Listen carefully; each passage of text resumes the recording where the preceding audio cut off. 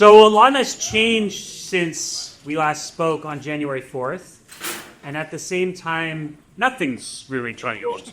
I've been tasked with speaking a little bit about one of the key demands of the Venezuelan Solidarity Coalition, and that is the end to the Canadian complicity with U.S. imperialist aggression against the Venezuelan people. To be clear, this is the complicity with extrajudicial killings in the form of missile strikes on marine vessels in the Caribbean, the complicity with the strikes on Venezuela and the kidnapping of President Nicolas Maduro and the First Lady Celia Flores. Share.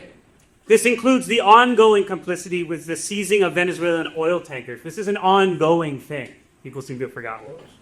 And of course, the de facto complicity with the broader implications that these crimes engender. The flagrant breach of international law and the erasure of a nation's claim to self-determination. But what exactly does it mean to be complicit with all this? And this might seem like an obvious question to the folks in this room today, but I often get the sense when I'm speaking with other members of the public and the newly politicized that somehow complicity is a passive noun rather than an active verb. Complicity in this instance, as it pertains to the Canadian state, is not a matter of simply standing idly by as something monstrous happens, but rather means the direct participation in that monstrosity. That all sounds good, but what does it actually mean to be active participants with U.S. imperialism? The short answer is Canadian foreign policy follows economics.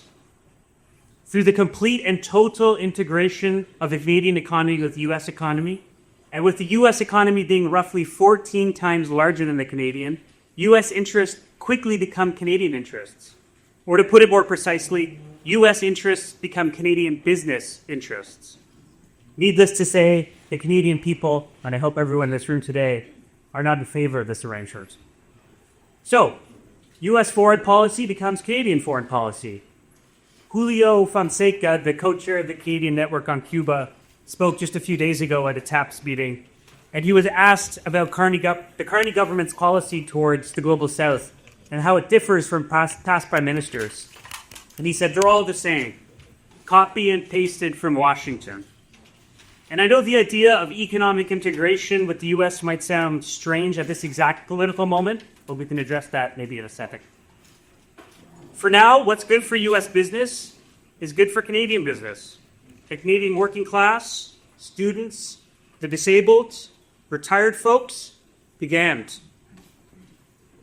And these shared economic interests need to be backed up, and backed up by force in the event that there is any threat to this U.S. global hegemony. This is why Canada has agreed to hit NATO's military spending targets of 5% of GDP by 2035, an estimated $150 billion a year. This is why Canada is so hell-bent on purchasing 88 F-35 fighter jets in order to contribute its fair share to the binational military alliance known as NORAD. This is why Canada invests an undisclosed amount in the Five Eyes intelligence sharing alliance between the US, UK, Australia, and New Zealand. This is why Canada participates in the US-led Operation Martillo to suppress drug trafficking in international waters. Each and every single one of these initiatives are US-led and enforces a rules-based order that suits the US economy. But, Mandan, you fool, some of you are thinking. Didn't you hear Mark Carney's speech at the World Economic Forum? Canada is breaking from the US. Canada is now anti-imperialist. Indeed, the geopolitical tectonic plates have begun to shift as Western capital increasingly recognizes the volatility of US hegemony and seeks stabler markets. To translate, the breaking of international law no longer benefits Canadian economy in the way it once did.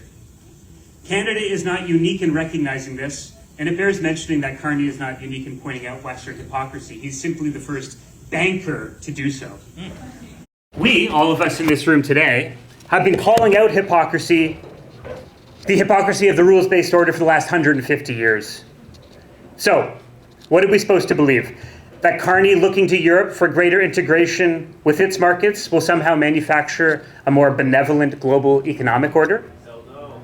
I don't think so. Let's not for a second confuse monopoly capital's drive for stable markets as the ushering in of an era of peace. On the contrary, as the temporary peace between Western powers wanes, new inter-imperialist rivalries will emerge.